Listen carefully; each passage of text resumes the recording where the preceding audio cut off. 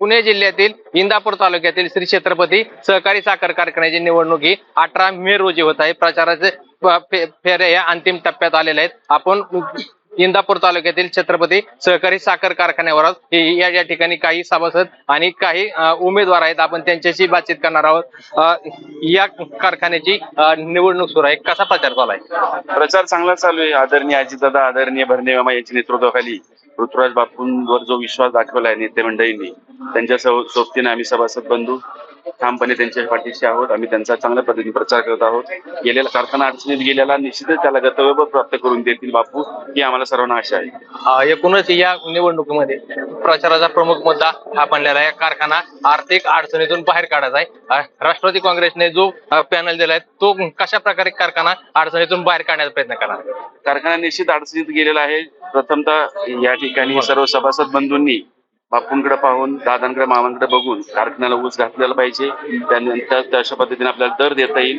दर चांगला मिळाला की लोक आणखी जास्त प्रमाणात ऊस घालतील व आपला कारखाना शासकीय दादा, अजितदादा असतील किंवा मामांकडनं जी काय मदत लागेल वर शासनाकडून ती त्यांच्याकडून मदत मिळवून घेतील आणि निश्चितच कारखाना अडचणीतून बाहेर काढतील. तुम्ही काय सांगाल? कारखाना अडचणीत आहे. गेल्या काही वर्षापासून सभासदांना ऊसाचा दर देखील कमी मिळत आहे. इतर कारखाने तुलनेने ज्यादा दर देत आहेत. काय सांगाल याविषयी? येणाऱ्या काळात दादा राज्य सरकारमध्ये केंद्राचा पण मोठा पाठिंबा आहे. त्यामुळे येणाऱ्या काळात कारखान्याला दादांच्या माध्यमातून भरपूर मदत होईल आणि कारखाना नक्कीच आर्थिक ह्याच्यातून बाहेर पडेल.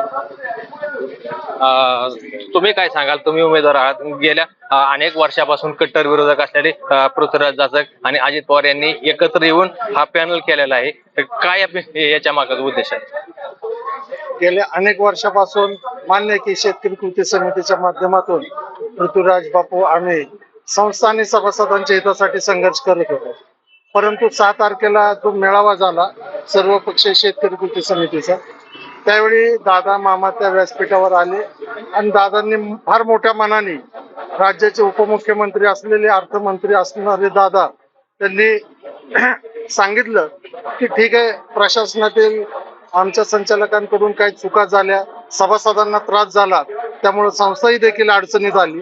ती चूक कबूल केली, मान्य केली आणि मोठ्या मनाने संस्थेला वाचवण्यासाठी, कामगारांच्या आणि सभासदांच्या हितासाठी राजकीय पक्षाच्या बाजूला जोडे ठेवून त्या ठिकाणी पृथ्वीराज बापू, आदरणीय दादा आणि मामा हे सर्वजण एकत्रित आले आणि श्री भवानी माता पॅनलच्या माध्यमातून या ठिकाणी 21 उमेदवार देऊन चांगल्या पद्धतीचं यापुढं स्वच्छ प्रशासनाच्या करून आणि शासकीय म्हणजे राज्य सरकारची असेल, केंद्र सरकारची जी काही संस्थेसाठी लागणारी मदत आहे ते मदत त्या ठिकाणी पृथ्वीराज बापूंना करणार आहेत. आणि पृथ्वीराज बापू देखील सहकारातले गाडे अभ्यासक आहेत, निस्वार्थी, प्रामाणिक, संस्थेविषयी तळमळ असणारा नेता आहे, अभ्यासू नेता अशी त्यांची ओळख आहे. सभासदांचा त्यांचा प्रशासनाबाबतचे फार ओळख आहे आणि विश्वास आहे आणि सर्वांना खात्री की पृथ्वीराज बापूंच्या माध्यमातून दादा आणि मामांच्या मार्गदर्शनाखाली त्या ठिकाणी संस्था अडचणीतून बाहेर काढल्याशिवाय बापू राहणार नाहीत आणि सभासद देखील संस्थेवर विश्वास ठेवून चांगल्या पद्धतीने मोठ्या प्रमाणात ऊस देतील आणि ऊसाच्या तोडीपासून जी साखर चांगल्या प्रतीच्या साखरेपर्यंत त्या ठिकाणी बापू नियोजन बापूंकडे बापूंच्या माध्यमातून होणार आहे. 21 उमेदवार निवडून येताना असे तुम्हाला आशा आहे? 21 उमेदवार फार मोठ्या फरकाने निवडून येणार आहेत असा आम्हाला खात्री आणि विश्वास आहे. अजित पवार यांनी उभा केलेल्या जय भवानी माता पॅनलला छत्रपती बचाव पॅनलने देखील मोठं आव्हान केलेलं आहे. आपल्या बरोबर उमेदवार आहेत, आपण त्यांची बातमी काय सांगाल? तुम्ही कशा प्रकारे आव्हान दिलेलं आहे? नाही, आता हे म्हणतात छत्रपती कारखाना अडचणीत आहे. अडचणीत कुणी आणला? शेतकऱ्यांनी आणला. कुणाच्या ताब्यात होतं इतक्या वर्षी? म्हणजे आता इलेक्शन आलं की छत्रपती कारखाना आम्हीच बाहेर काढणार, दादा सगळीकडे सांगतात. अडचणीत कुणामुळे गेला? त्या दिवशी मेळाव्यात दादांनी सांगितलं कारखान्याची परिस्थिती काय केली, बरोबर? कुणी केली? ह्यांनीच केली ना. मग आज कालपर्यंत बापू कोर्ट मॅटर आदरणीय दादा म्हणायला लागले, आता आदरणीय बहिणी मामा म्हणायला लागले. परवाच्या टाइम कारखान्याच्या ह्याच्या टायमाला म्हणले कोर्टात प्रलंबित होता विषय आणि हे सत्याचा गैरवापर करून आम्हाला हे करतात. म्हणजे असं तुमचं मिलन झालं, ठीक आहे, तुमचा स्वार्थ काय असेल त्याच्याबद्दल आम्हाला काय नाही घेणं देणं, पण शेतकऱ्यांना आशा होती बापूंकडे बघून की बापू काहीतरी 5 वर्ष इलेक्शन लांबलं तरी काहीतरी मार्ग काढत्या, पण नंतर तेच त्यांच्यापाशी जाऊन बसले. कशामुळं? साखरी सभासद त्या लोकांना बोलले आणि आता इलेक्शन लागलं, आता कुठल्या तोंडाने त्यांच्यापाशी जायचं? निवडणूक तर लागली म्हणून दादांचा हात झाला.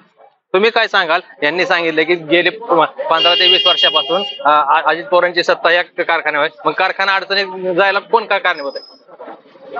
दादांनी मान्य केलं, चूक कबूल केली. त्यांनी जे काय संचालक मंडळ त्यावेळी नियुक्त केलं होतं तर त्यांच्याकडून काही चुका झाल्या आणि काही चुका दुरुस्त करण्याची वेळ यावी लागली. ती वेळ आल्यानंतर दादांनी, मी तुम्हाला म्हटल्याप्रमाणे, त्यांनी त्यांचे मतभेद बाजूला ठेवले. बापूंबरोबर असणारे राजकीय जे काही वेगवेगळे विचार होते ते संस्था आणि सभासदांच्या हितासाठी सगळे राजकीय मतभेद, राजकीय पक्षाचे जोडे बाजूला ठेवून या ठिकाणी ते एकत्रित आलेले आहेत, फक्त संस्था आणि सभासदांच्या हितासाठी. आणि आम्हाला खात्री आहे की संस्था 2 ते 3 वर्षामध्ये संस्था बापू अडचणीतून बाहेर काढल्याशिवाय राहणार नाहीत याची खात्री आम्हाला पण आहे आणि सभासदांना देखील खात्री आहे. आणि विरोधक सुद्धा कबूल करतात की जाचक बापू हे कारखाना अडचणीतून बाहेर काढू शकतात, त्यांच्यामध्ये ती क्षमता आहे. त्यांना कारखान्या संदर्भात म्हणजे अगदी बापूंचा अभ्यास आपण जे पाहतो की शेतातल्या मातीतल्या पीएच पासून कुठली ऊसाची व्हरायटी रिकव्हरी देणारी असते, कुठली व्हरायटी वजनाला चांगली भरते, इथपासून तोडीचं नियोजन कसं असलं पाहिजे, गाळपाचं नियोजन कसं असलं पाहिजे, आणि इंजिनिअरिंग मधला म्हणजे अगदी बापूंचा अभ्यास आपण जे पाहतो की शेतातल्या मातीतल्या पीएच पासून कुठली ऊसाची व्हरायटी रिकव्हरी देणारी असते, कुठली व्हरायटी वजनाला चांगली भरते, इथपासून तोडीचं नियोजन कसं असलं पाहिजे, गाळपाचं नियोजन कसं असलं पाहिजे, आणि इंजिनिअरिंग मधलाही त्यांचा तेवढाच अभ्यास आहे आणि प्रशासनातला त्यांचा तेवढाच अभ्यास आहे. त्याचबरोबर जे काय आपण ताळेबंद म्हणतो त्यामधलाही त्यांचा खूप चांगला अभ्यास आहे. आणि महत्वाचं म्हणजे सभासदांचा त्यांच्यावर असणारा कमालीचा विश्वास, हे त्यामुळे कारखाना नक्कीच अडचणीतून बाहेर काढणार. नक्कीच या ठिकाणी कारखाना अडचणीतून बाहेर नक्कीच येईल अशी आशा आहे. तुम्ही काय सांगाल? छत्रपती बचाव पॅनलच्या काही उमेदवारांनी पाठिंबा दिलेला आहे, याविषयी तुम्ही काय सांगाल? आता आहे ना, आता दोन्ही उमेदवार आहेत, म्हणजे 2 उमेदवार म्हणजे 2 पॅनल तयार झाले. सुरुवातीला बिनविरोधचा विषय झाला होता आणि बिनविरोध इलेक्शन होती या हिशोबाने प्रचंड संख्येने सभासदांनी फॉर्म भरले. ही आहेच कार्यक्षेत्र आहे, प्रत्येकाला वाटतं की आपल्याला संधी मिळाली पाहिजे. परंतु ह्यांचा असा आरोप आहे दुसऱ्या पॅनलचा की बाबा सत्ताधारी पक्षाने बिनविरोध म्हणून सगळ्यांना मेळाव्यामध्ये सांगितलं, मुलाखती घेतल्या आणि विड्रॉलच्या दिवशी अचानकपणे उमेदवारी जाहीर केली म्हणून काय प्रमाणात ह्यांच्यात नाराजी झाली. नाराजीनं 2 पॅनल तयार झाले. मग येते शेवटी लोकशाही आहे. लोकशाहीमध्ये इलेक्शन तर सुरू झालेलं आहे आणि ह्यांच्या उमेदवारांकडे आता त्यांचं म्हणणं होतं की त्या आमच्यावर दबाव टाकला. आता मंत्रिमंडळ ह्यांचं आहे, मग मंत्री पातळीवर म्हणा कुठल्या पद्धतीनं म्हणा सभासदांवर दबाव येणारच आहे. मग त्या पद्धतीनं काय उमेदवारांनी दिला असेल पाठिंबा, पण कोण उभा राहतंय कोण लढतंय ह्यापेक्षा येणारा भविष्यकाळ ही डोळ्यासमोर ठेवून दोन्ही पॅनलच्या सभासदांनी कार्यक्षेत्रात ऐकलेले आहेत 6च्या 6 गटामध्ये.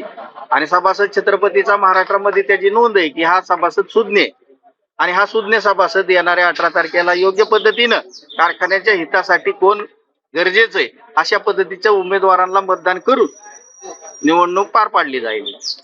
तुम्हाला काय वाटतं? तुमचे सगळे सीट बाजी मारतील? हो, 15ची 15 सीट आमची निवडून येणार आहे. निवडणूक एवढी प्रतिष्ठेची झाली. उपमुख्यमंत्री अजित पवार यांनी काल कारखाना क्षेत्रात 2 सभा घेतलेल्या आहेत, आज 2 सभा घेतलेल्या आहेत. तुम्हाला काय याविषयी काय वाटतं तुम्हाला? मग मी तेच म्हणतो ना, आमचे सगळे उमेदवार निवडून आले, त्यांच्या पायाखालची वाळू सरकलेली आहे, त्यांना समजून आलेलं आहे जनतेचा सभासदांचा काय रोष आहे ते.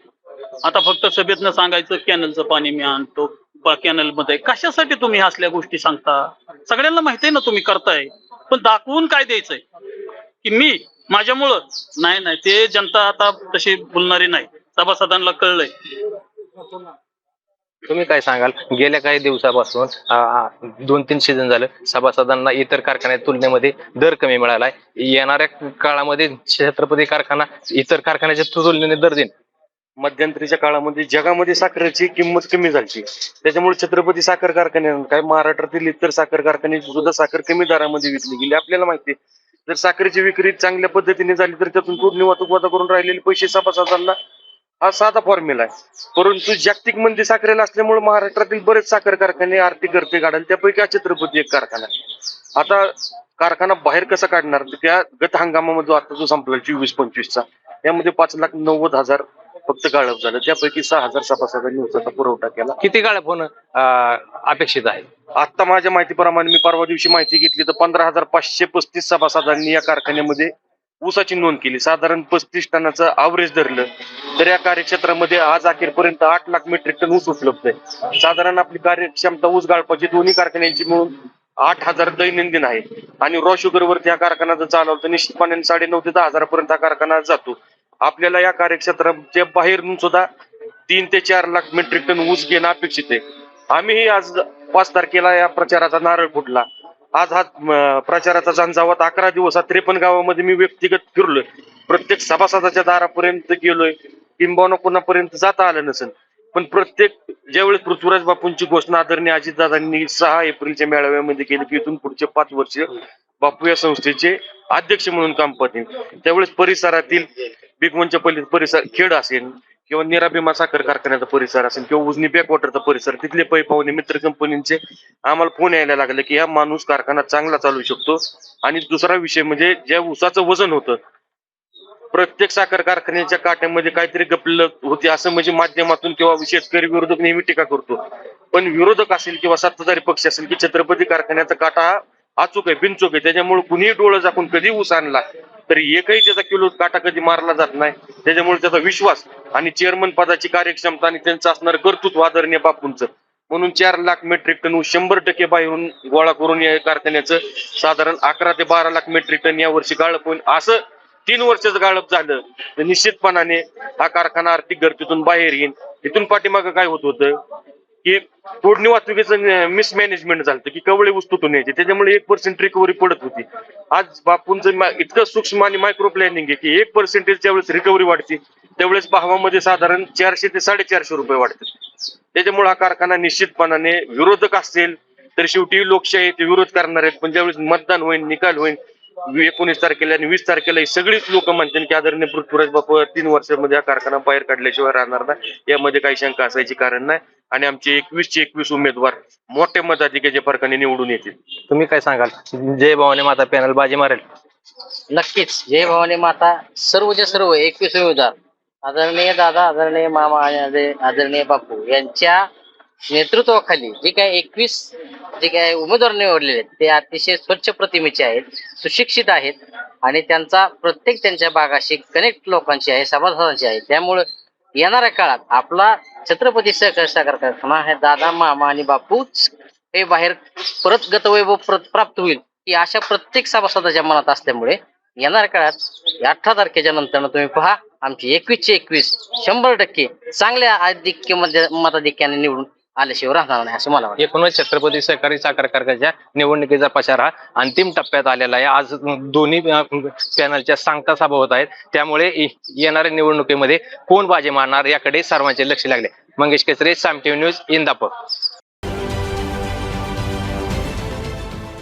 देश विदेशातील प्रत्येक घडामोडींचे लाईव्ह अपडेट मिळवण्यासाठी आता साम टीव्हीच्या सर्व सोशल मीडिया प्लॅटफॉर्मला लाईक, फॉलो आणि सबस्क्राईब करा. तसंच सर्व नोटिफिकेशनसाठी बेल आयकॉन प्रेस करायला विसरू नका.